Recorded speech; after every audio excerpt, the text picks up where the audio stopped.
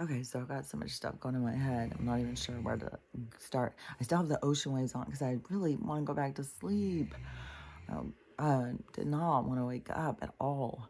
I'm so tired. My eyes are really puffy too. I'm so fucking congested. Oh my God. I cannot believe I couldn't even breathe through my nose this morning. Well, I was breathing through it, but you know what I mean. And it's still so congested. But I was I don't know, I started noticing, I think I was rolling over or something. I started noticing that this one finger, it gets, like, it even looks swollen. So it's like really swollen, but it won't like move right. It hurts really bad. And so that is like from some type of inflammation. Like, and I was trying to think, like, what did I eat? It could be anything I ate. It's like, oh, fuck. I ate salsa, so I use canned tomatoes, and tomatoes can cause inflammation, and and I had other inflammation like sore places in my body. I'm drinking my tea. That was tea, and oh man, uh, the so I was noticing this inflammation in my body, and so I'm laying there and start thinking, and and then of course Stella woke up, and so then she wanted to go in and out, and that was like, I don't know, 2:45 or something. And then, but maybe she'd already woke up. Everything is so weird. Um, but then but anyways, I've been up since then, and I kept trying to lay there and go back to sleep. She went back to sleep, but my brain just kept filling up with more and more and more. It was just so much talking. I was like, oh my God.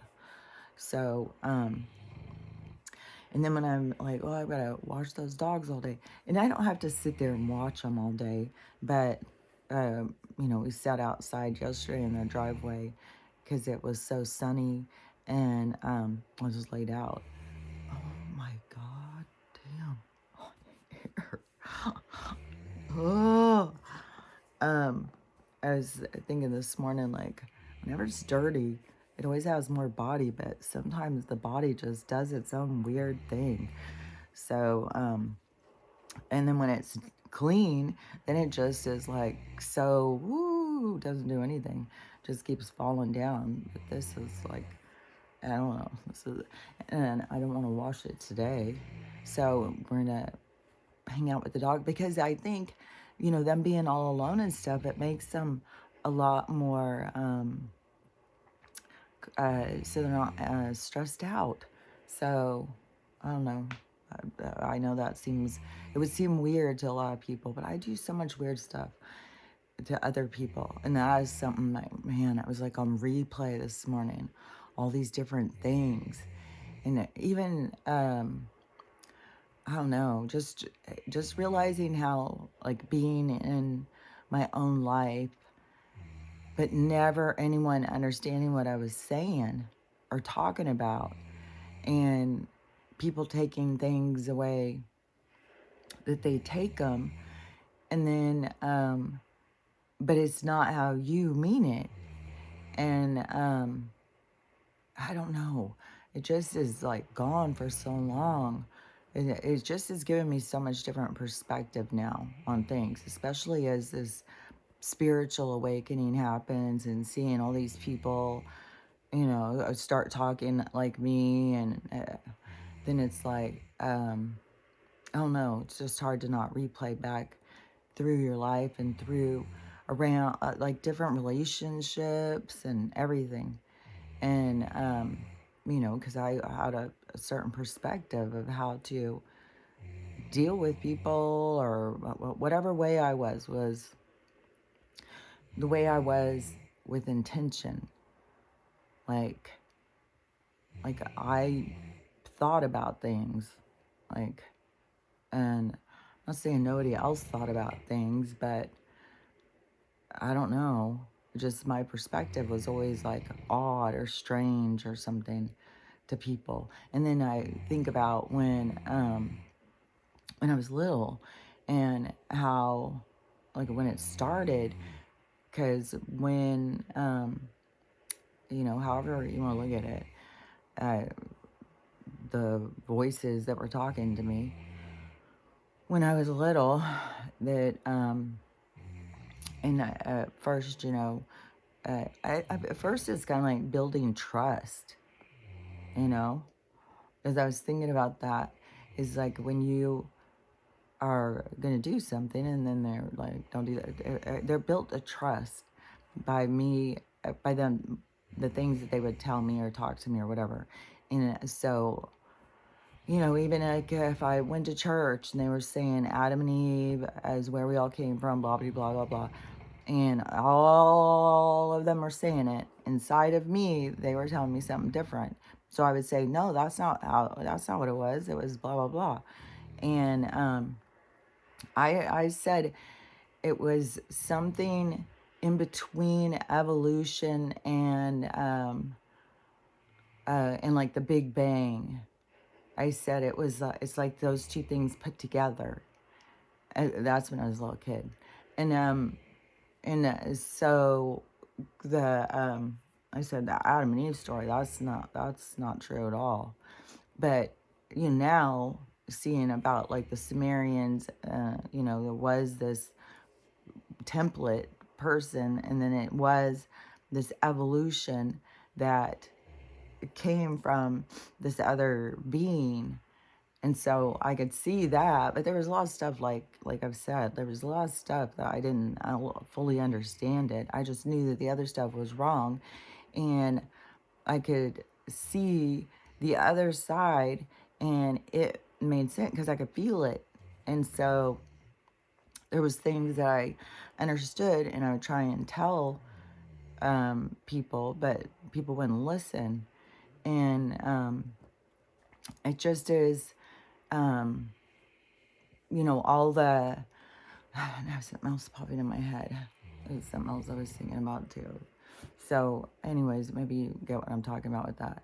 But one of the things this morning that I was being shown was because of this thing. Because so it was like looking back at my life and seeing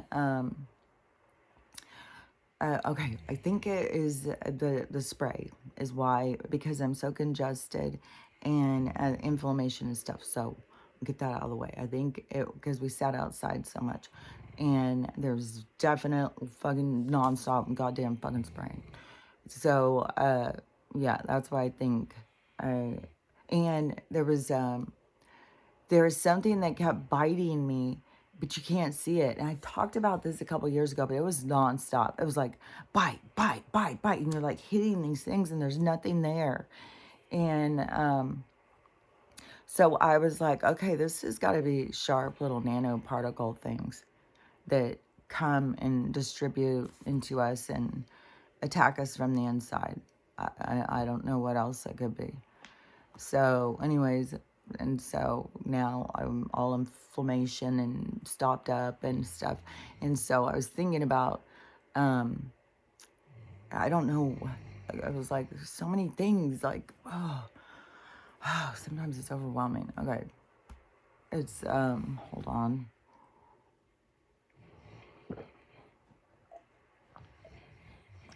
So it's, so it had it in regards to that situation of like speaking, like I would speak my truth. Like I would say things, but it wouldn't be accepted. Oh my God. Oh yeah. Oh God, there's so much. Okay, I gotta just speed it up. I'm not going into huge details on this shit. So, I was, something about showing me the signs of when I was younger of how I could have seen things, but I didn't see them from that perspective at the time. So it was like looking at something different. And so the throat thing, and I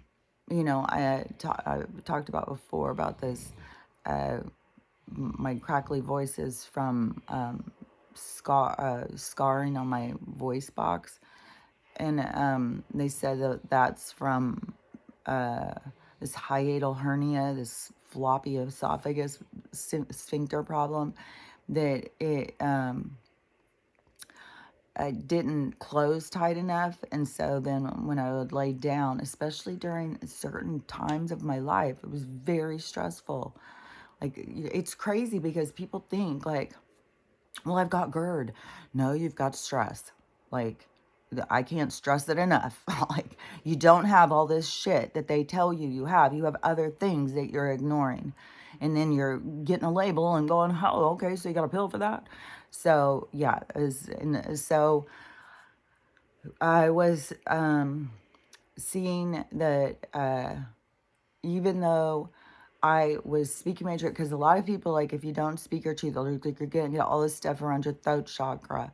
And that's why you got so many women with thyroid disorders and stuff, because they don't speak their truth. They don't, it's, your physicality is showing you got a problem right here. You got a blockage. You got an issue. But again, then they were like, oh, that's a thyroid issue. They don't take you into where you should be going with this. And they just give you something real quick to take care of it. So, and then that sets everything else out of order. And so you're not even fixing the thing to get that in order. And so it's just a whole nother fucking thing. I mean, yesterday, even when I was sitting on the sun and looking at my fucking veins, how they're just fucking huge again. And through the period of time when I was on all their meds, and through when you're going through that, oh, you're getting older. Oh, well, that's what happens. Every fucking thing. It's a fucking lie. That's what fucking really gets me, because it's all lies. Hold on.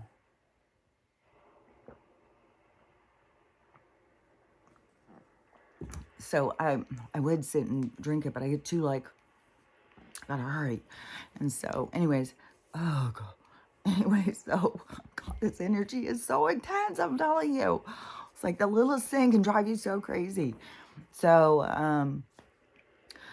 and is an attack. There is a motherfucking attack. I was being attacked by 3 fucking flies in my goddamn bathroom last night. It was mental. It's like, how did they even get in here? Where did the devil come from? Like, goddamn. So, anyways, you got all these people who have issues like with their throat chakra, and they don't speak their truth and stuff. So I was thinking about, like, well, what is the deal? Like, because I was out there speaking my shit. Nobody fucking listened. Okay, well, that's what you got, is because it was like these scars, these wounds, because I was saying, but nobody would listen. Nobody would care or give me, like, I feel like it was nobody could understand me, but I didn't know that at the time.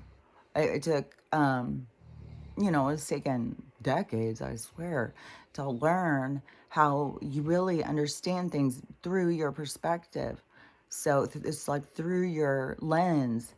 Like, you can say something to a whole bunch of different people and everybody's going to take it in different ways, because we have a certain way through looking through our lens.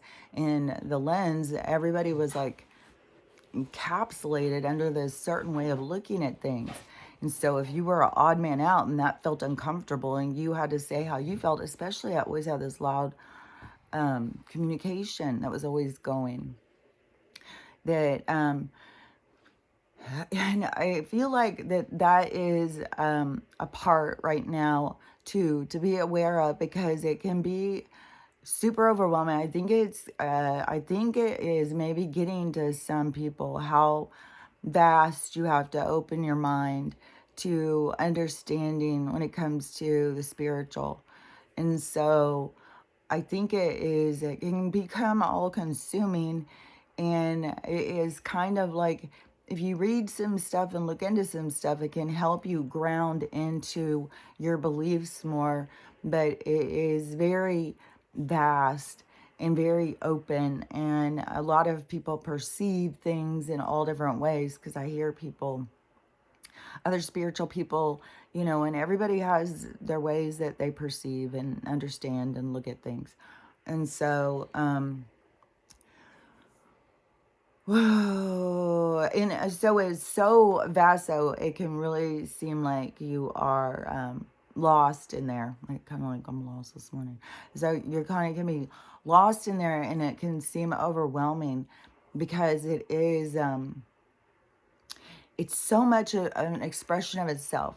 But then when people start trying to think of it in flesh and blood terms, think of the universe or everything not as so much because it's organic, but it isn't like flesh and blood, like a person, like what we come into our understanding through our perspective. Then we think of the universe being a person, or a lot of people saying like it's AI, and a lot of things are scaring people, and they're feeling, like we're trapped in a computer, or different things. There's all different things, and so, but think of it as like we have a border, and we are created of cells.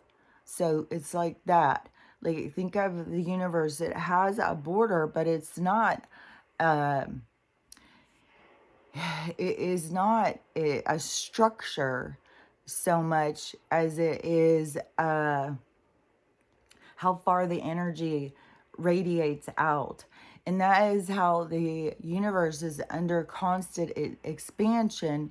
And we, as the cells that make it up, form our own consciousness so that we become it's like this elaboration, the creation of more. And that is how it becomes bigger, bigger, bigger. But what holds it is like vibration. It's what it hasn't gone past that. What would be past that would be like what we think of nothing, because it's everything as we are making everything. So everything is an expansion of itself, and we are what is creating it. So where people start getting all like freaked out, like there's a God up there creating all this stuff, it's like, no. That's why I start thinking like maybe that's because they come from a higher self that's got like thousands of people out here, and that is their God. I don't know like why people are so stuck on that. But we are the cells that make up the universe. And what is so crazy too is like it's energy that like is alive. This is where I think in our basic understanding, and then what is out there, it has problems in communication. But it is like the universe is an energy that is it is what life is. It's alive, like energy, and it's alive. And so it is, in order to understand what it is, and this is over a long, long time. This isn't just like, you took a plug out and it's like, what am I? No, this is like, I think in the beginning, I think it was like a spark. That's why it's like the Big Bang. It is like, it was like there was a spark of energy, and it was like it became like a comet or something. It became alive and moving, and then it just began to expand like the tail of a comet or something. It began to expand, and we are the expansion. And in the expansion is where every soul, everything, every spark became started becoming aware of itself. And in its awareness, it became able to create, to where it is it's like these worlds, these realms and stuff. But if you really were to think about like and not think on such three-dimensional terms, it is more like a containment. Like, I don't want to just say it's a brain or body, because people start feeling like then we're in a god and stuff like that. It is, it's like a, it's like a force, like a containment force. And, but I picture like a brain kind of thing, or an ocean, like the ocean. And all these bubbles in the ocean, and all the bubbles are realities. They're all realities in all areas that you can go into to experience. As I said, it's kind of like we're a bubble in the ocean. And in our experience, is like we're not going to need the bubble anymore. We're going to be, this is getting it to where we are going to be able to not need a bubble. We're not going to need a breathing apparatus for this, what we're going into. This is like this change in density, this change in understanding. It's like the bubble pops, and then we are just more open to the universe. There could be other containments that are bigger, bigger, bigger, bigger, because that is like something inside of something inside of something. And like what they are always showing me, like it's so, I don't know how to explain it, but it is this gradation out. Like when I see the visions and stuff, they're kind of like could be overwhelming or something. But yeah, it's like everything just is an expansion of everything. It's just like the bleed out. It's like this is the thing, and then everything bleeds out from that. It's like this gradation, and it's weird, like going from a speck to an ink blot to a character to a drawing to a world to, it's just like this, like of everything just bleeding out and becoming more and more and more and more. And so the energy is it's like all these different experiences, and it is like, think of like how a tumor grows inside of you, so all this bacteria goes there, and then it encapsulates it to hold it in a containment. So not to say we're bacteria, but everything's micro, macro. That's its own little world. We are the ones who say, well, we don't like it because it makes us sick. So, screw bacteria, let's kill it all. But it's its own world too. And if you were in the bacteria world, we would all look different. We wouldn't see the same. But it's like the same kind of things play out. Life plays out. So everything is just a continuation of itself. It just keeps going. And this is another thing too, is somebody was doing another one of those, because a lot of the people get super paranoid, and gosh dang it. And I think it's kind of paranoid. I mean, I don't know. Maybe all these women are men and men are women, but really, does it fucking matter? Like, what all this stuff really matter? Like, yeah, we got tricked. I got tricked. Like, I fucking thought, Michael was Michelle for a long time. And then when you come to the realization, well, you gotta go through some steps to get to the realization. But then it's just like, why are they tricking us? Why is all this trickery all the time? Well, don't forget there was this standard before to go into politics. Like a gay guy with his boyfriend, even if they'd been together from college, wouldn't be able to run for office. It wouldn't have been in the standard. So there used to be, that's why this whole thing of like Joe keeps breaking all of these standards. I mean, like people just think of him as like a doddering fool, and this pooping his pants and farting and right in public and stuff. Like, most people like would think like that's not acceptable. We don't do that.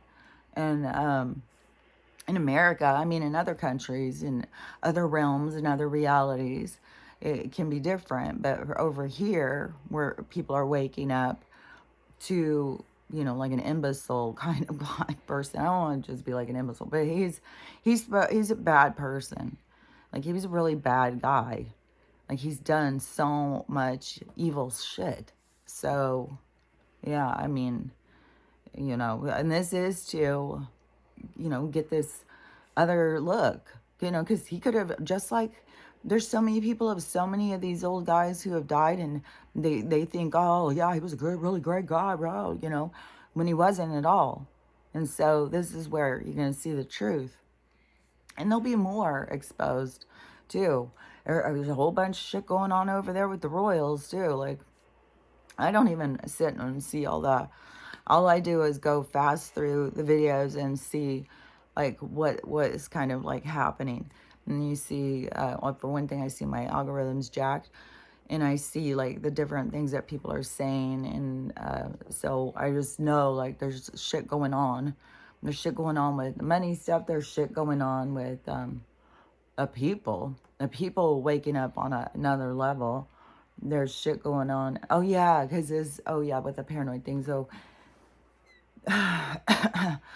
there's still a wheeze.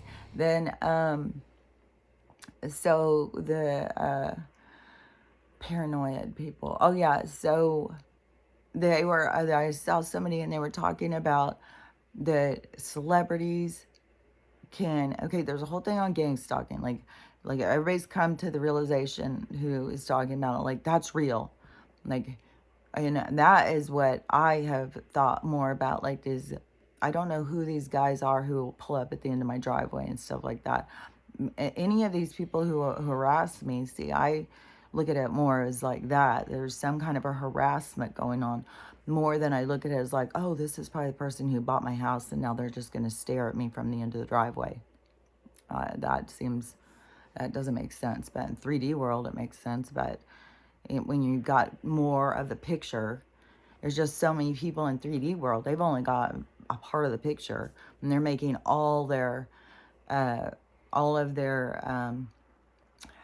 judgment, how they look at thing, with just like seeing one little part of the picture. It's like you see a whole picture and you're picking one little part of it, and you think, oh, well, this is what the picture is. I see it. But then all of a sudden you see the whole picture and it was totally different than what you thought. That's what's about to happen to all these people.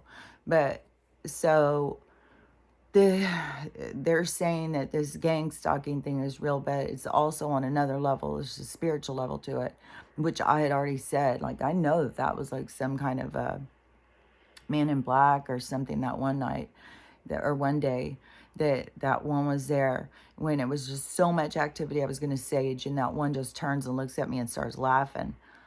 I was like, what the fuck? That I could just tell it was a man in black kind of thing. And then so this person is saying that movie stars, especially with these people who have big accounts, so some of these people who make fun of J-Lo, like, there's a shit ton of that. There's a lot of that. And she did start going in and doing some copyright on her name. So if you hashtag her name, like, it's against the law or something, like, she's trying to do everything she can to protect her. But I think that energy is to show, like, this. I mean, really, when you think about it, it's kind of sad, like these desperation and, a lot of things that, where far thou gone I, or whatever it is, the little saying, it's like, if I would have walked in those shoes, I may have done the same thing. So I can't sit and judge. If I was a desperate girl and Diddy came up to me and was like, hey, you want a job with me? You want to hang with me? And I was trying to make it in Hollywood, I could have been like, oh my God, you're so wonderful. And maybe I would have carried his weapons into the bar, I don't know. Who knows? I just don't want to sit there and think like, I would never, because that's the whole thing that you learn through birthing into different perspectives is, yeah, you end up doing shit you wouldn't think you would do. And you don't know the aftermath of it until you see. So, and a lot of people don't get that until their life review. So, I don't know. I don't think it's a good idea to just sit there and be like judging people all the time and be like, well, I would never do that. They're so stupid. It's like, I don't know. I've done some stupid shit myself. So, anyways, they're saying like J Lo and I mean, I don't know about her specifically. I just know she's like going through the courts or whatever. And well, besides the course, like she was getting people's accounts taken down and shit. So I don't know. It's part of the whole thing, I think.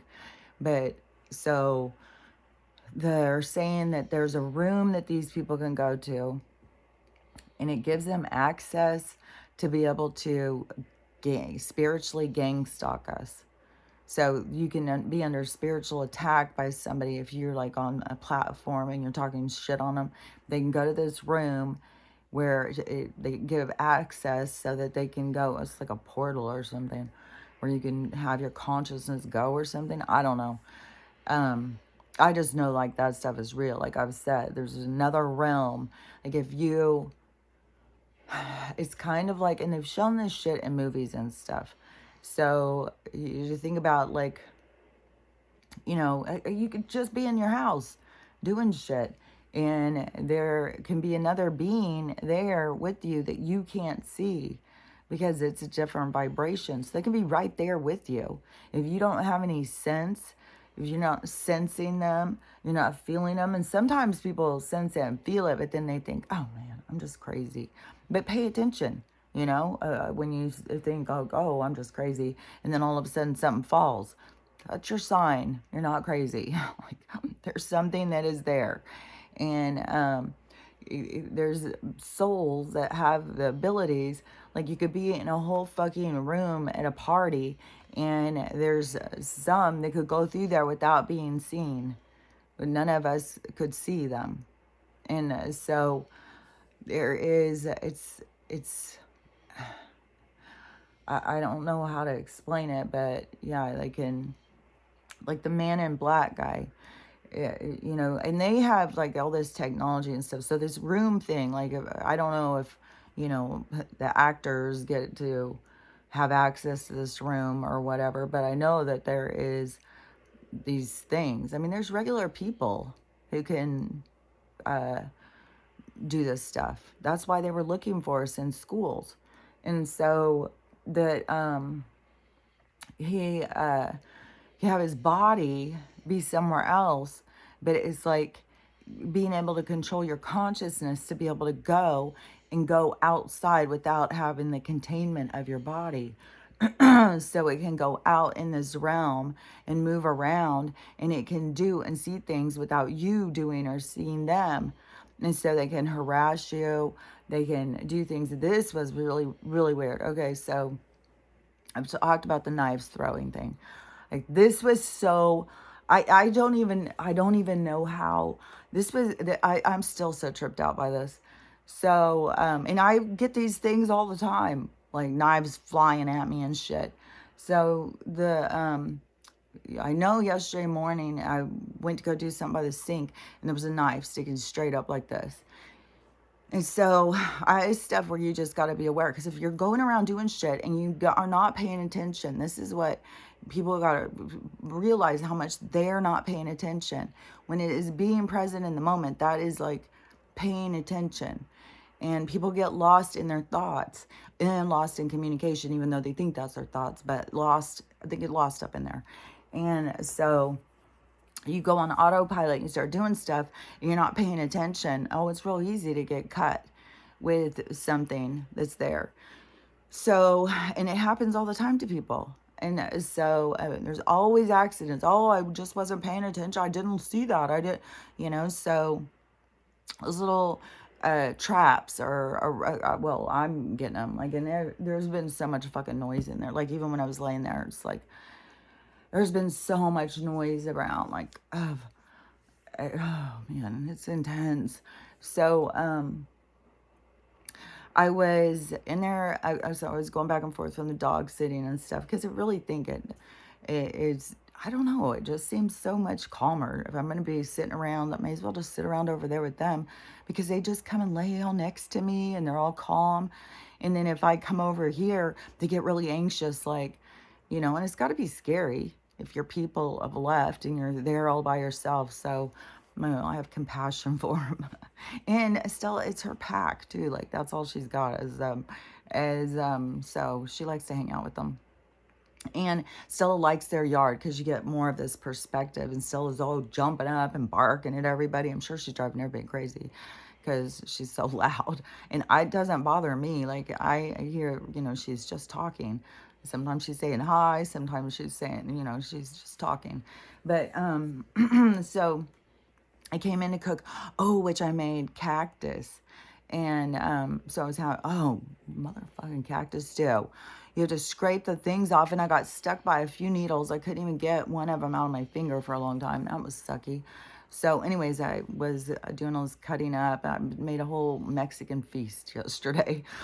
It was good too. And because I made some really good beans from, like cooking them from the hard beans are so much better. But it's more work. It takes some more time. And yesterday, and time is so weird. And time was being so, I was burning things like, fuck, it's easy to like separate yourself from these things. And I've seen in the videos too where people are having problems with time and holding on to things right now because things are just like going so crazy and time speeding up and going slow. Like it's just wild. And everything we're in a very chaotic time right now. And so I was over there cutting. So I had like this tiny little like, it's like an RV space of cooking. And so I have this little tiny space and I've got my stuff, too crowded, probably piled up with stuff, and I'm cutting. And so I had a little knife. This was a steak knife. And there was a spoon or something. I don't know how this even happened. I fucking don't have any idea. So I turned to do something, and I hit something that hit the spoon, that hit the knife, that flipped the knife. But when the knife flipped, it like spun up, and then I must have turned back. And as I spun up, you gotta imagine this. Like you got your kitchen counter right here. I'm standing right here. The knife spins up and it goes just like this. It catches itself in between like this. The counter's up here. So somehow exactly perfect. It comes poking out from the counter, not on top of the counter. This is like a balance act. This is like it's midair. And right as I hit it with my body and catch it, and it made a stab into my arm, and right by an artery too. Like could have just went whoop, and it been like, oh my God, see, it's motherfucking archons, I swear. I don't know who else to blame it on. Even though now, I always say the watchers are the ones who are watching us. That's how I've always looked at them, is like these beings that watch us. They just watch us. And I mean, they watch all the time. Like you whenever you're going around your house and you think like, you're performing, you are. You have an awareness. There's watchers. So there is but now this new movie that's coming out, which it isn't M. Night, it's his daughter, which I didn't know. I didn't even know he had a daughter. But so she's going in the same thing, but she does this movie, The Watchers. But The Watchers is out of the book of Enoch, and they're saying that it's a fallen. I don't know what the movie's saying, but the people who are freaking out about this movie and the timing and stuff are saying that the Watchers were angels that were meant to contain and control us, like what I would think of like Archangel Michael, Gabriel, like these ones that all these people are channeling. That is what I would take it as, if in this what they're talking about. And so that they are there to keep us in this space, and that they but then they got bored of it, This is what I guess the book of Enoch says. They got bored of it and decided to fall down to the earth and start wreaking havoc and having sex with humans or something. So I don't know. You know, all the Bible, all the old stories. Like, I don't know, that to me, the Sumerian tablets, the stuff I've heard of that always seems like it feels the most accurate, it feels right. A lot of stuff I hear, like, of Bible stories, it sounds kind of like exaggerated or like translated wrong or something. It always seems like, like, I don't know. But anyways, to me, the Watchers are the souls or the beings. They're like more advanced. Like I've talked about them before, is this group. Like when I see it, I was like the Easter Island heads up in space watching us, and it's crazy how people start seeing faces and stuff in the sky and heads and stuff like that. But yeah, it's like to me, these watchers, they just watch and they learn from us, like from what we go through. And it's not like us if we're sitting there learning or something. It's like more of their, uh, like an intelligence, but it's like how the kidneys and like this filtering, like this, it isn't like that they filter out the knowledge or something, but it's like that, it's like a translation, like a translation to understanding or something. I don't know, but anyways, yeah, I look at it different than so when I'm talking about the Watchers, I'm not talking about the Watchers out of the Book of Enoch. I'm talking about the Easter Island heads that are watching us.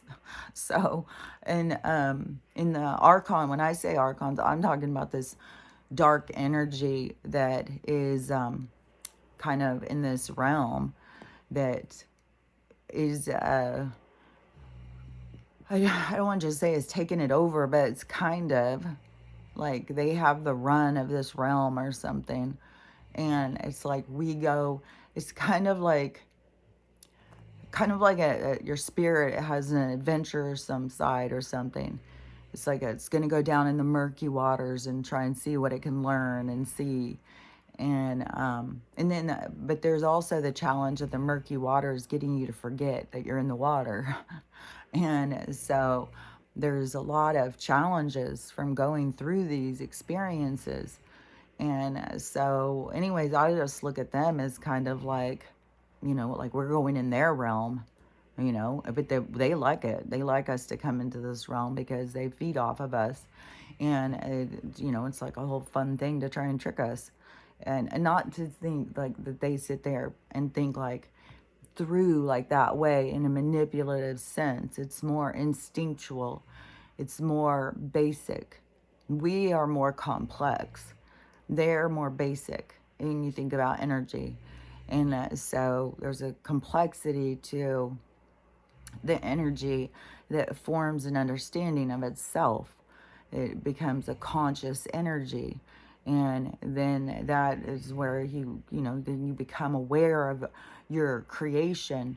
So you think about where you're going to put your energy, how you're going to affect people, how you're going to affect the world, how you're going to affect the universe. And so it's a deeper understanding of yourself, to yourself.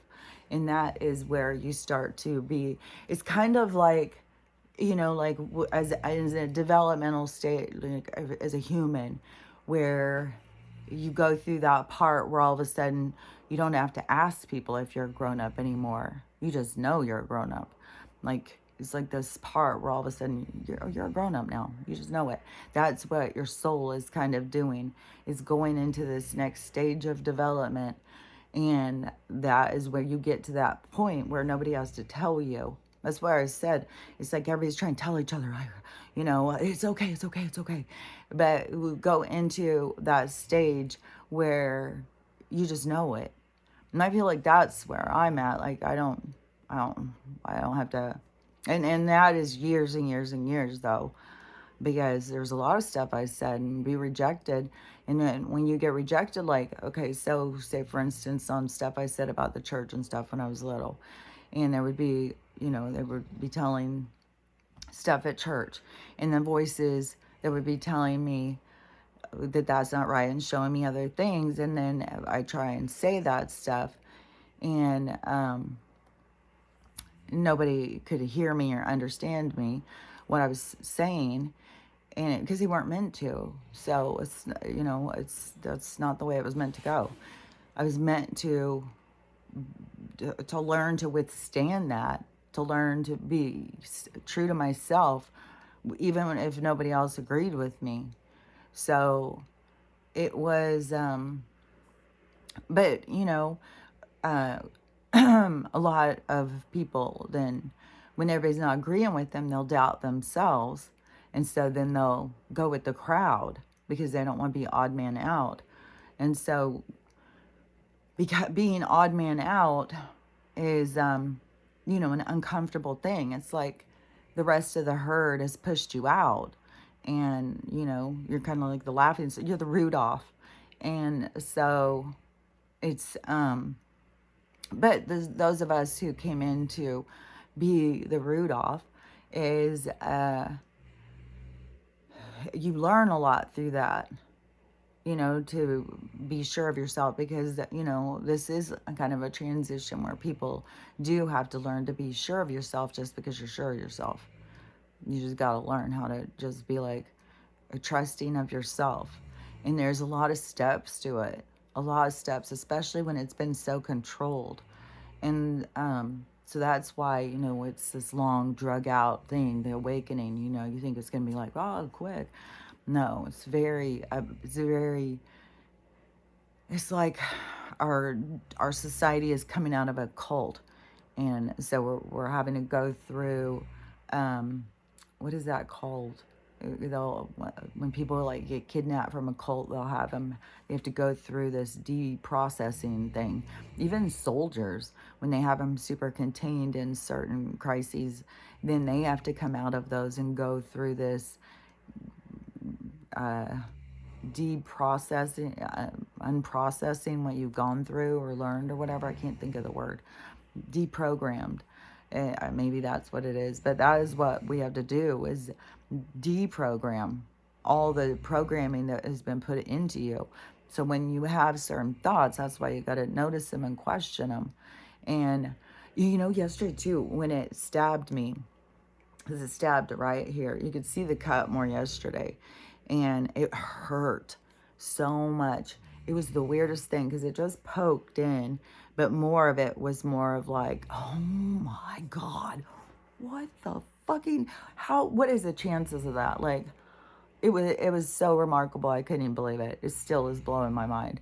You just had to see it, the way, just the quick movement and the way it just flipped and the way it just was like, oh my God. But after, it wouldn't stop burning. It was like, it was unnatural.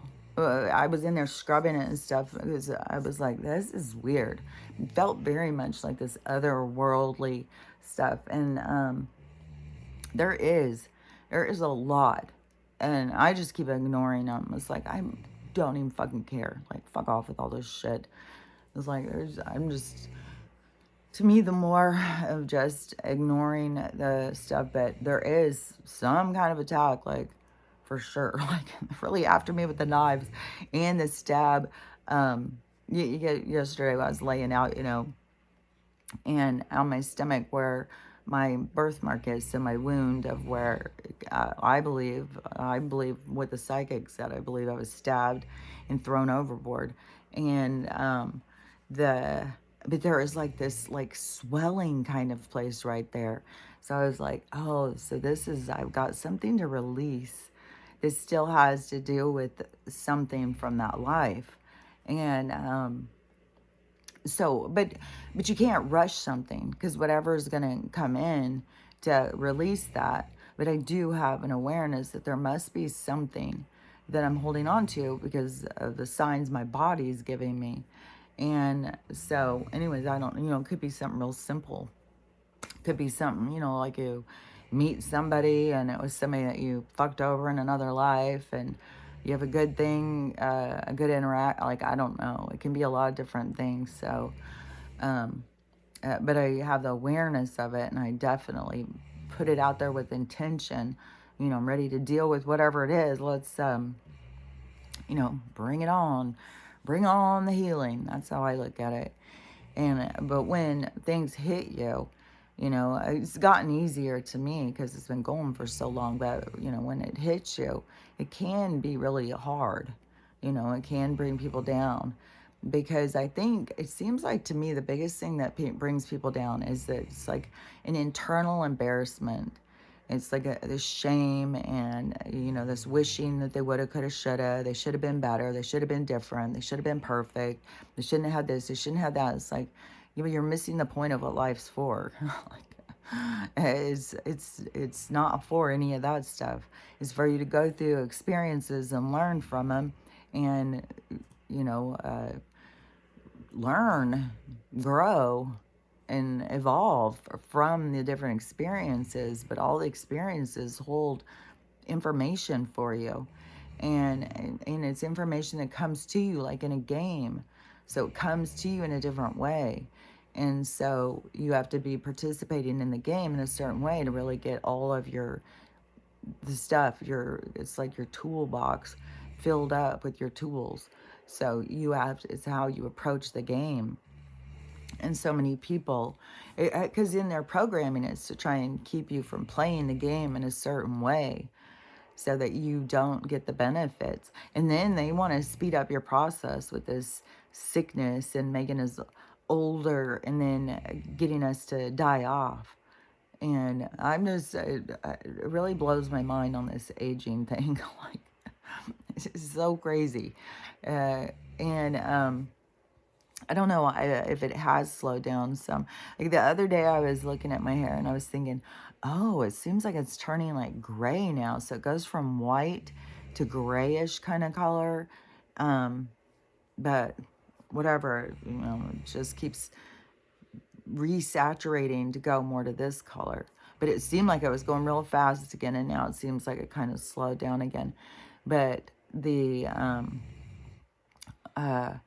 was something else I was thinking about with when I started losing minerals. And because when I look back and my childhood, then I think about like when my nails became really weak, when my nails started breaking all the time. See, I was already having signs, and I was thinking, I think on mine, it was when I started having kids, and that extra depletion of my minerals. And then, I don't know, you just get busy like taking care of your kids and stuff, and then it's more like you're breaking nails all the time, and then you don't really realize it on the same thing. It to me, it's when you get the full picture. It's like when you all of a sudden start taking care of yourself different, and everything starts going back to the way it was. That's the mind-blowing part to me, because it's like everything that they said, like, oh, you're just getting older, it's just getting worn out. That's not true. It goes back. My veins went back. My nails have gone back. My hair is going back. Like, that is not like it didn't age and get worse. It was getting worse because I wasn't taking care of myself in the right way. I was becoming depleted by minerals. And there's more and more videos coming out about that, more and more doctors talking about it. So that is just going to go more and more mainstream, where people are going to start really understanding that there's no minerals in the soil, there's no minerals in the food. Like, think about this too, is like the water that comes out of our faucet, where we think, oh, well, there's a giant well. They've gone and they've dug well water and they're giving us this fresh water, or they're capturing the rain and cleaning that. No, they're capturing the goddamn fucking whatever you flush. They're fucking capturing that and giving it back to us. And it's just as rotten as, like, now there's a whole thing coming out, foreskin. Why they push in America is not everywhere else. Why they push in America. Same thing as like the kind of stuff that Sandra Bullock likes to use on her face. Well, let's just cut it off, little boys, then, because we got to make sure these people have stuff to put on their face. So, like, what?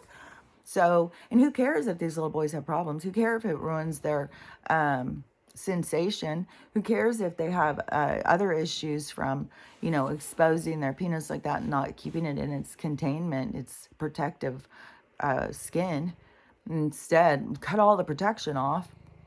And then there's also the weird part of like the rabbis who like to suck it off. Like, it's like, oh my God, these weird fucking practices. And then people just like, oh, okay, did God say? God said to do it? Okay, we're going to do it then. Oh, God wants us clean. And what's coming out too is that the person who started it, who took it mainstream apparently in America, was the guy who owns Kellogg's. It was like some I don't know, 7-day Adventist, like some kind of Latter Day, some kind of extreme religion, and he thought that prevented boys from wanting to play with themselves. If you don't have their foreskin, then they're not going to feel like they need to play with it so much. So, I mean, I'll share the video. This woman's research, like what the stuff that they said, like it's mental, and but it's of course now turned into a business because now they take that and they sell it to the labs. So they're probably growing a whole other human out of it. So anyways, it's just the bullshit, that people have to keep waking up to. But the part where people have to really wake up to is like, why did we follow along just because they said things? And it's, all the way back, as I had all girls, but every time I thought I was going to have a boy, I don't have any idea why. I kept on thinking I was going to have a boy all the time. And I would have girls. And so I had boy names and stuff. And I had already gone through the whole thing about, like, I was like, I'm not going to get my son circumcised. No way. And I had been also to London and was with God. Like, I already knew that there was people who didn't get circumcised. So I already had that concept, because I think a lot of people in America think like that's just what you do. That's just what you do. They just do that to boys.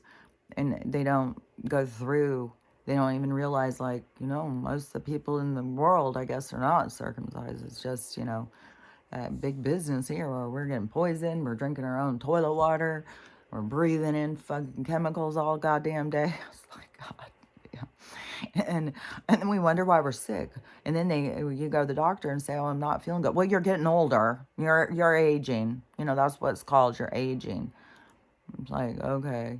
So now, when you start seeing all this stuff go back, when you start purposefully taking minerals, purposefully trying to make sure, I mean, you got to say trying to, because the chemicals are so much a part of our life.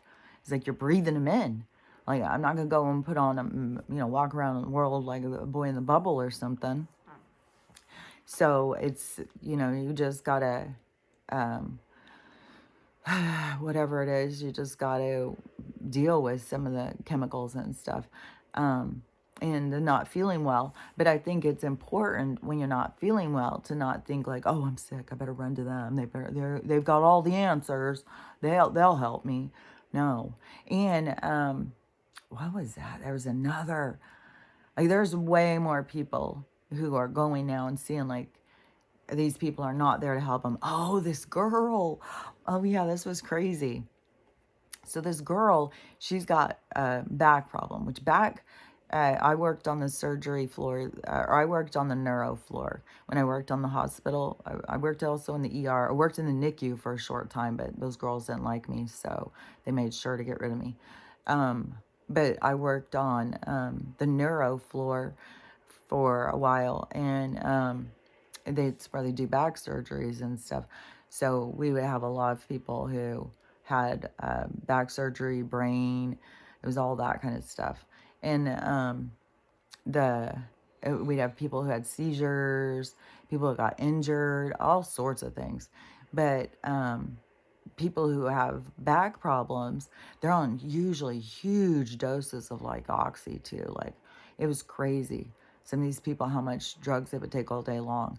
And then when they were in pain, there was nothing you could, it didn't matter how much drugs you gave them. They had way too many receptors. You couldn't fill them all. So they were in pain, pain, pain.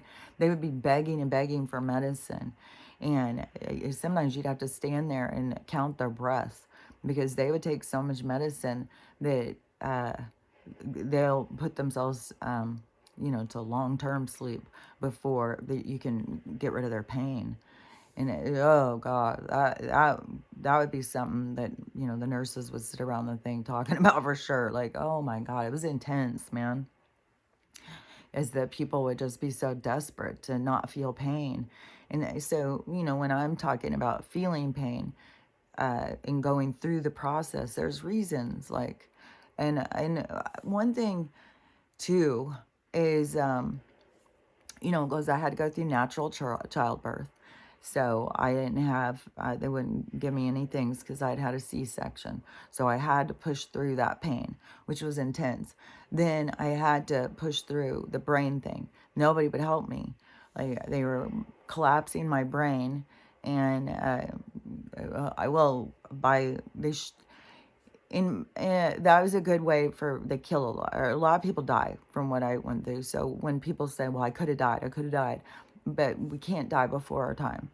So there's a reason why we go through these things, these big tragedies and stuff. It's to wake us up, to get us to, get on track. And so but I had to go through oh my God, it was the most extreme pain I'd ever been through. I couldn't even believe how horrible it was, and how nobody would help me. And it was fucked, man. And so, then after my explant, when I was having pain, that's why it didn't feel like, oh, well, I've got to run down and get the oxys. I got to do whatever. It was just like, I just got to get through this. I know I can get through it. I know there's an ending in sight. And, with the brain thing, I didn't know if there was an ending in sight. I thought that could have been the end of me. I didn't know what the hell was going on. It was so extreme until they came and did the test and told me. And then I don't know. Then it was just kind of like a whirlwind, because then it was like they just wanted to hurry up and get me out of there, and then they had sent me down to the get the blood patch on, and I had to go down, and it's like I felt like I was in the basement of the hospital or something, and um the what are those people called, anesthesiology people down there. And then there was more things, like there was more stuff, but it was weird. And then that's when I heard that anesthesiologist, the guy who's over them, was so furious when he went in and he saw my back. And so I heard him out in the hall, and he was like freaking out. He was so mad. He was stomping and storming. He was so pissed. But then when I went to the doctor, that's when I found out there was like she could find 7 pokes. So there could have been more, but you're not supposed to do more than 2. And so all my fluid was leaking out, and then nobody was even saying shit. Nobody even told him in report. Nobody said anything about it. Normally you have to tell every little thing, so then you have eyes on every little problem. But they didn't even mention that I had had a spinal, and so nobody was even looking at that. And then even when I first got to the floor, the person was afloat. And even when I started asking her questions, because I knew something was wrong immediately, I told her, I said, something's wrong. I need an x-ray or something. Something's wrong. And that went on for days. Days. And then they would say, well, we called the doctor and he said, no, you're fine. You just need to drink some tea. You probably have a caffeine headache and stuff. It was like such a fucking bullshit. And then by the time he finally came in on day 3, and he comes in all like, kind of walking in, doing his rounds, all happy-go-lucky, like he thinks, he's coming in to discharge me and I'm going to be all excited. And then he sees me, and his whole face dropped, like, in his concern and stuff. Like, that's all I fucking was asking. Get me a goddamn doctor. And then in court, when that motherfucking anesthesiologist is sitting there saying, oh yeah, I was there every morning. I was there every morning. She was up chatting, talking to me. I was begging for a motherfucking doctor. That motherfucker, I don't think I ever saw that motherfucker. Maybe he came, I don't remember ever seeing him. He definitely didn't come in the first few days. The first doctor I saw was Dr. Fern, the surgeon. And, and like I said, he came in all like cocky and happy, like he's having a good day. I'm going to discharge you, girl. I was like, I couldn't even barely talk. I was like curled up in a ball. I was, my face was so contorted in pain. I was just moaning. And still through all this time, nobody had me lay flat. And I didn't know. I mean, I'm the patient. I didn't have any idea. I wasn't thinking at all like, oh, they gave me a spinal and I probably have a leg. And so I probably should lay flat. That's probably what I need to do. And the pain was so intense to even try and lay down. The pressure on the back of my head, oh my God. Well, when your brain is trying to squash down into the size to fit through your fucking, the drainage system, it was like, it was unbearable pain. It was so fucking fucked.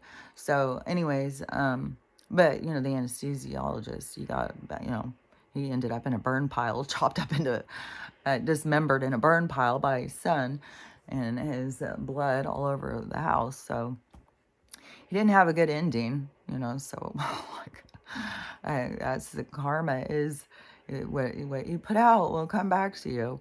If you live a certain way, you'll go down a certain way. And anyways, I don't even know why I was off on the pain thing, but that is why in the explant thing, why I wasn't going to be like, just mask the pain. It's like, no, I'm going to feel the pain, go through the pain, and use my mind. Like, what can I do to get control of myself?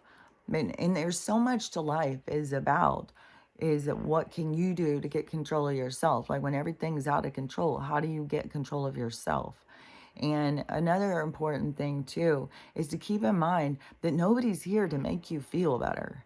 There's not a fucking single soul here that's job is to make you feel better. Not your mom, not your dad, not your grandma, not your grandpa, not your aunt, not your uncle, not your boss, not your partner, none of it. Nobody.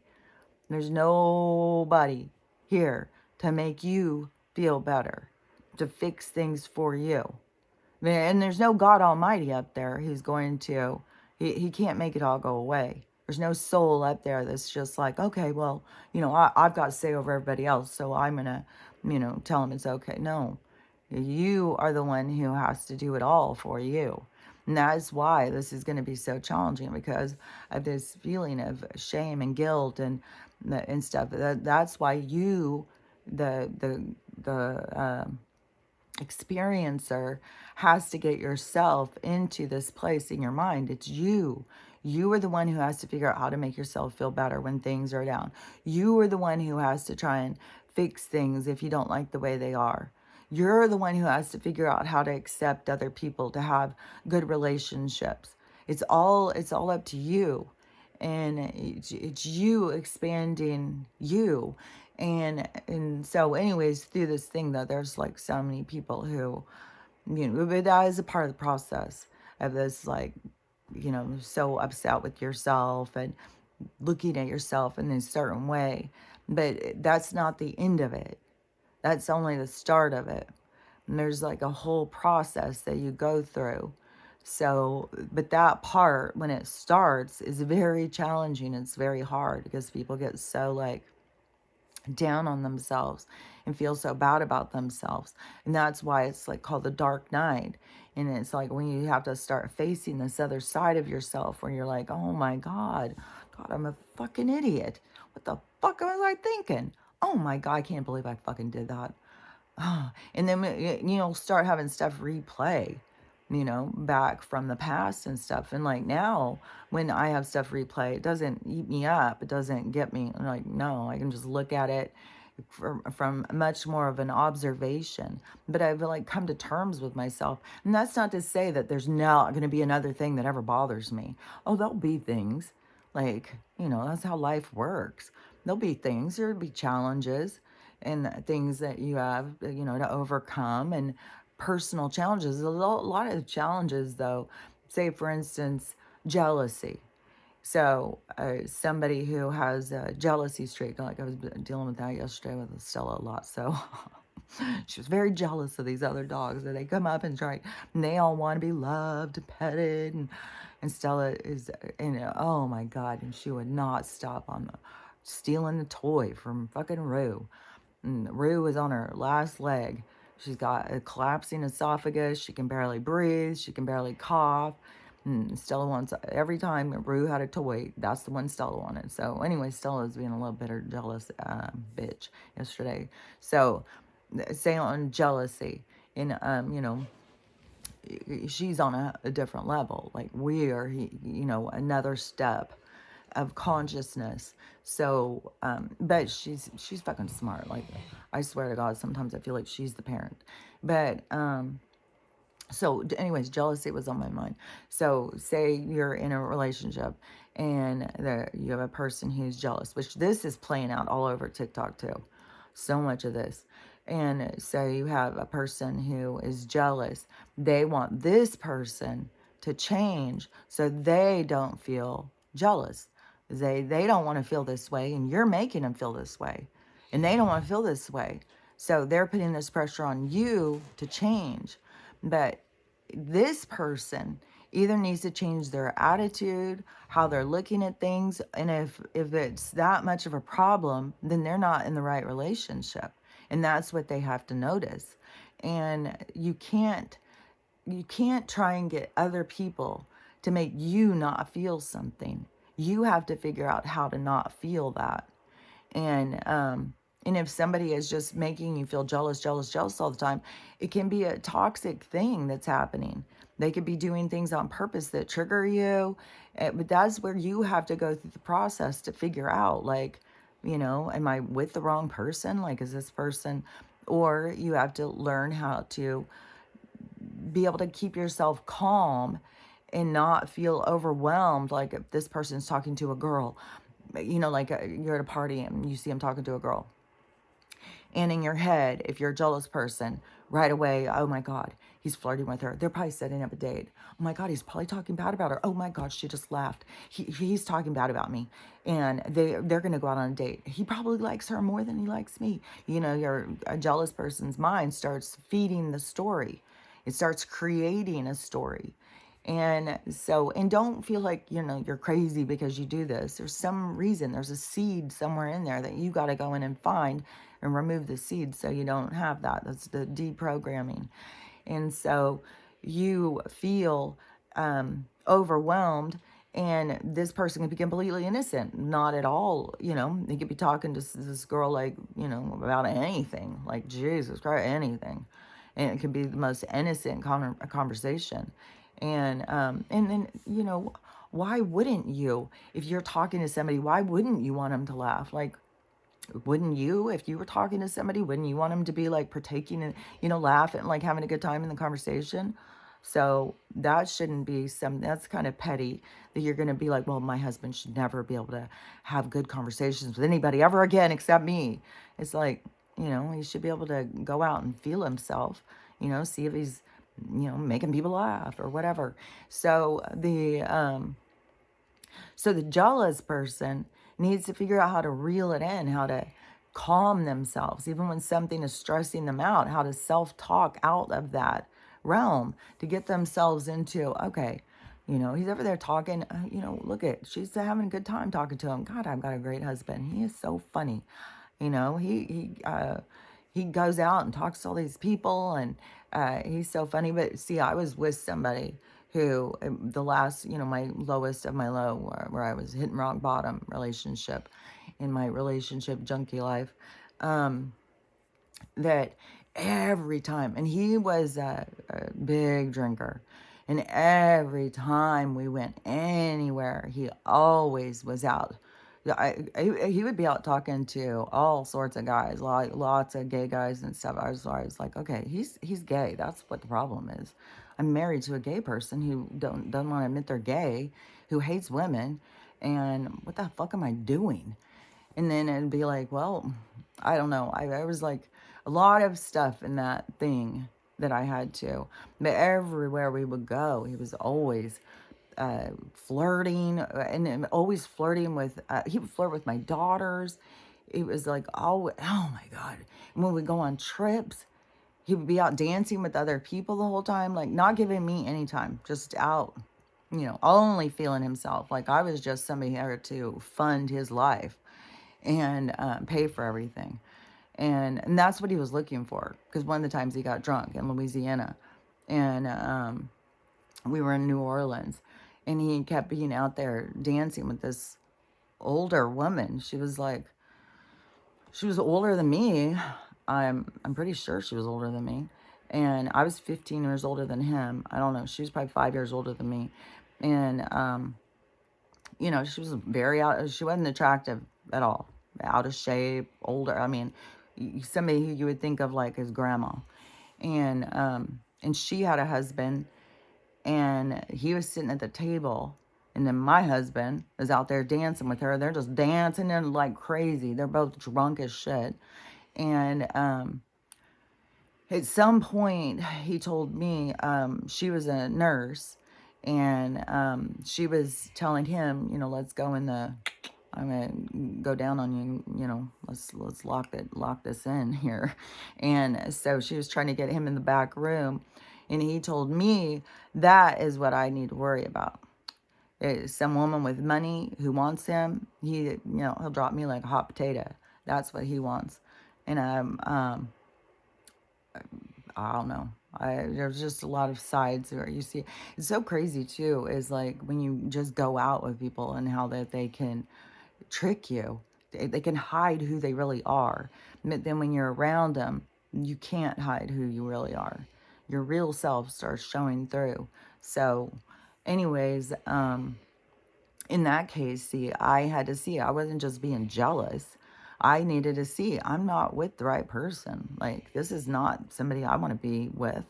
I'm not in alignment. I'm not, like, who would even, like, so many things, so many conversations. It was like, oh my God, Kelly, get your shit together.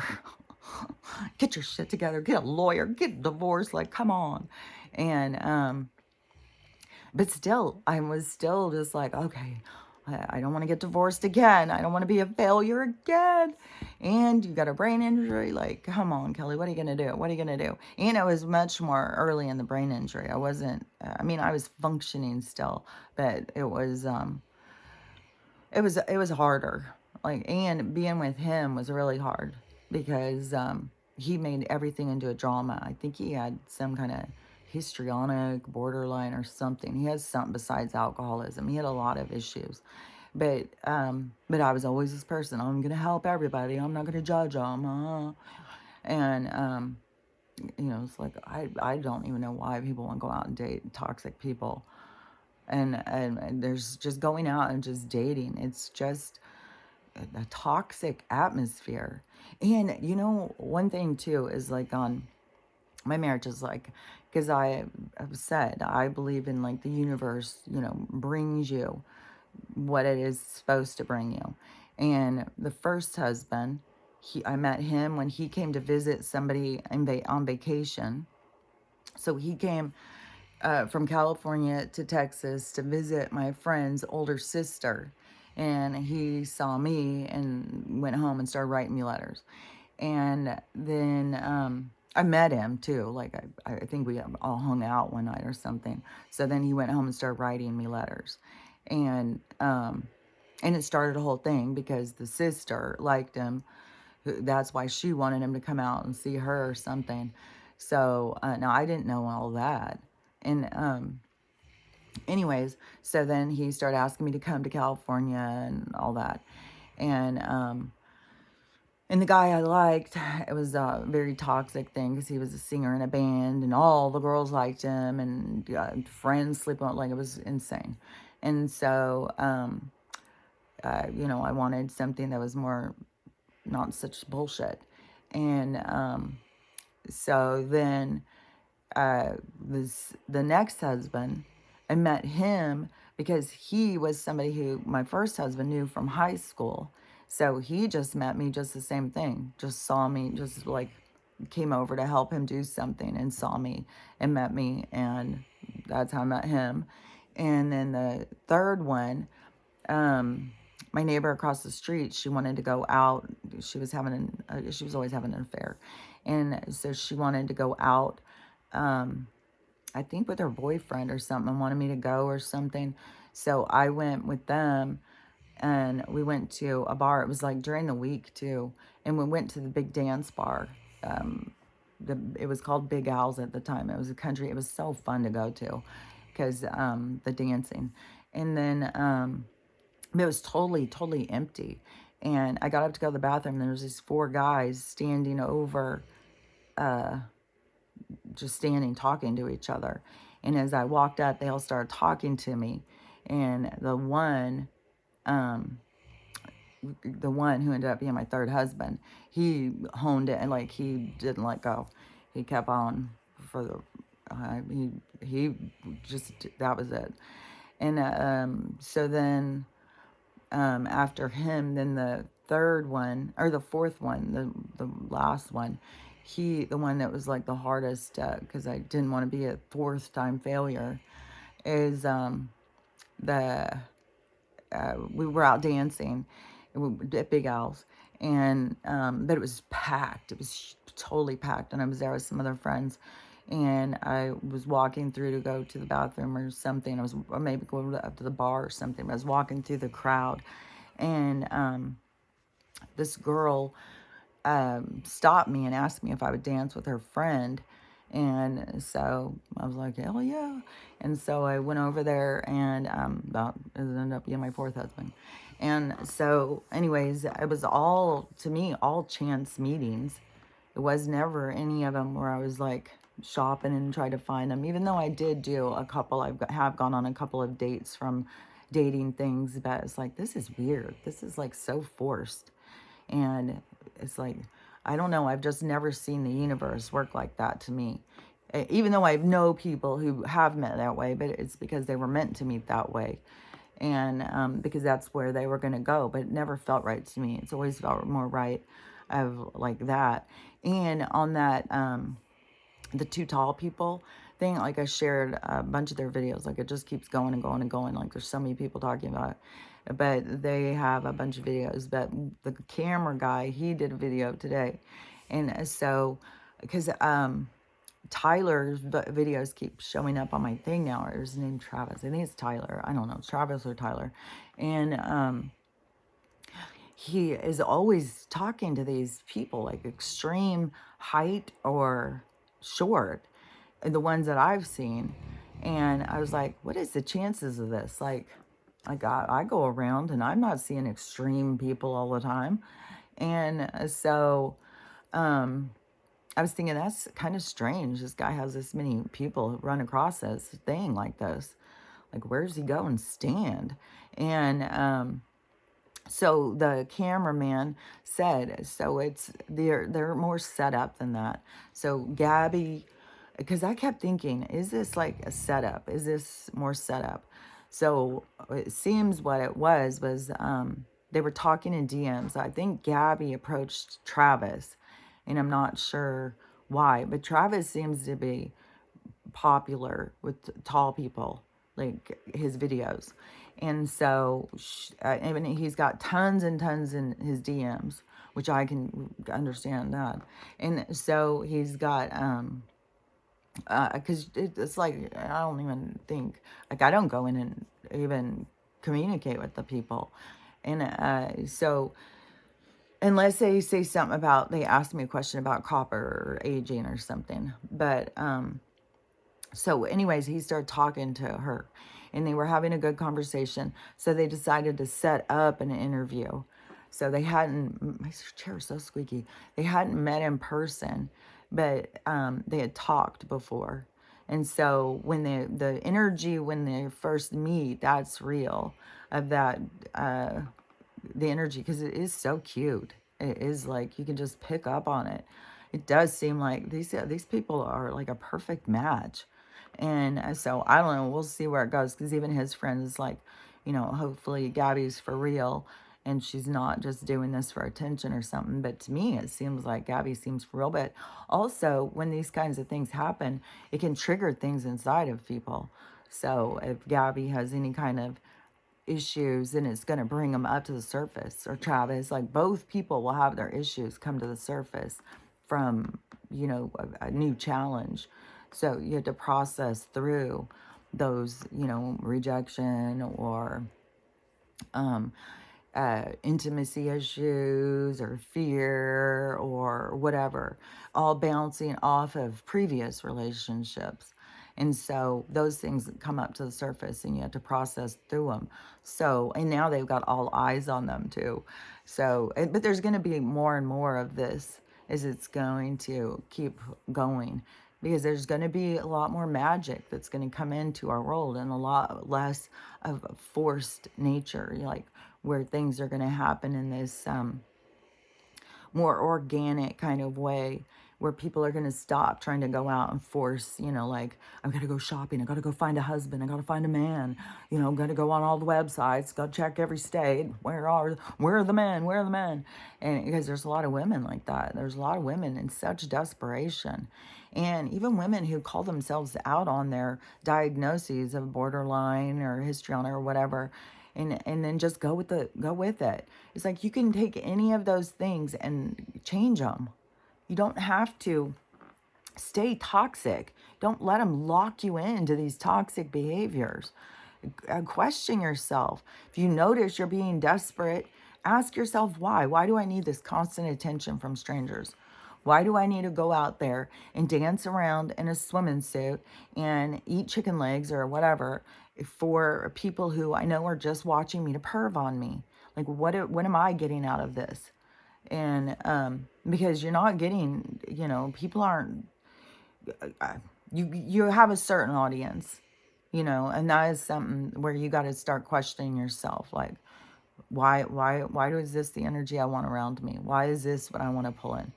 Why don't I want to become good at something? Like I keep having so many of these lives now of these artists that sit and they just put on music and they sit and paint. Some of them are so freaking good. Oh my God. And it is really interesting, I think, to watch a painting come to life. So, why not find something you're good at? You are good at other things besides putting on swimming suits and dancing around half naked for pervs. It's like, but you have to think higher of yourself. You have to question yourself of like, why this desperation? And that is a part too with all these people exploiting their kids and stuff. And that energy is going now where some of these kids who've been exploited for a long time or have now gotten older and now they are getting, there's lawsuits going against their parents because, parents have spent all the money. Parents have put their kids at risk. Kids have been stalked. Kids have been made fun of at school, like all sorts of things. All, for the parents thing. But the parents get it into their mind because that is what is supposed to play out. So they get it in their mind, this is what they're supposed to do. But see, there's supposed to be a whole thing that plays out. So it's not just what the parents wanted. There's repercussions. There's other parts because the universe wants to see how it all plays out. They are learning from the whole thing. And that isn't just like yours, but that is all our generations. Because I said, it's like we're in the process of all these lessons. We're learning lessons from the time from generations ago. We're still in the process of that wave of lessons or change or whatever. Like there's a stream that goes through our lineage that we ride. And so it is, we're all connected, and so many people think like that there is no, like they're not connected to their family. They choose their family, just like they go shopping for men or whatever. It's like, well, you have a lineage because it is a part of what you are here to learn and grow from. and you are a part of the lessons. You're a part of the change, hopefully a part of the change. Some people just stay in the cycles, but in order to break the cycles, you have to be more, you live with more intention and awareness. So you have to have awareness, you have to be willing to look at yourself, and then you have to have the intention of making change, of seeing like, well, this doesn't work good. This is toxic. I don't want to be like that. I don't want to do that. So how can I stop it? Because you have the ability to stop any of the things that you don't like. You're not trapped. If you're trapped and you can't fucking make changes, then, where are you in your consciousness? Where are you on your level of who you are? Like, you have to be able to, learn your own abilities to be able to witness yourself and see what it is that you need to change, and then take the moves to, it's like cut yourself off before you've had too many. It's like noticing yourself and catching yourself and stopping, slowing down, being, oh, do I really need to say that? Why? Well, where's my reaction coming from? Why am I feeling this way? Why am I doing it like this? And noticing your triggers, like they're real, like jealousy and rejection. All those things are deep, like they're real. So yeah, it's gonna bring up all that emotion, but that's where you gotta emotionally mature and be able to handle your emotions, not just let them go, just not let them go wild. That's where you come up with people who are raging and stuff, because they haven't learned how to manage themselves. They can't just calm themselves down. They can't self-talk. They can't breathe through it. They can't go out and take a walk by themselves. And then also, if you have somebody who is just constantly trying to feed their needs by flirting with everybody, then you also have to notice that, if how you sit with that. That's where you have your own boundaries and stuff. Like, but everything comes down to, what are you willing to lose? What is it you want? And that's why I think so much at this time in our lives, it's like you got all cards in. You got to put all your whole hand in. Like, you can't sit back, well, I want this and this and this, but to me it's like, okay, well, I'm willing to lose I'm willing to lose it all in order to stand up for what I believe in. And but also, I mean, I've been being prepared. Like, I know this is going to happen. This one thing falling apart and the next thing growing. So I started investing into, the growth, the part that's ahead. So, but that's out of awareness too. And that's out of spiritual connection. Is that's one thing too, is like there's just so many people who are waking up who still haven't connected spiritually. So I think whatever this event that's going to happen is going to be very triggering to people, very scary. It will probably have a lot of people like, I could have died. It's this part of this realization of who and what you are, and your spiritual being. And so, and it's on all different levels, so everybody's got to figure their own stuff out. But to start thinking of life through those terms, because it gives you a very different perspective, to have a spiritual perspective on life. I don't know. I've been talking a long time and I'm just twisting around, and I still don't even feel like, I'm still jumping all over. I still feel like there was more things. I didn't even finish saying all this stuff. But anyways, you can just process whatever I said today, I guess. So maybe I said a lot of stuff. Maybe I didn't say anything. I don't know. But the main thing to remember is to love yourself, to love everyone, and have a loving day. And I'll talk to you later. Bye.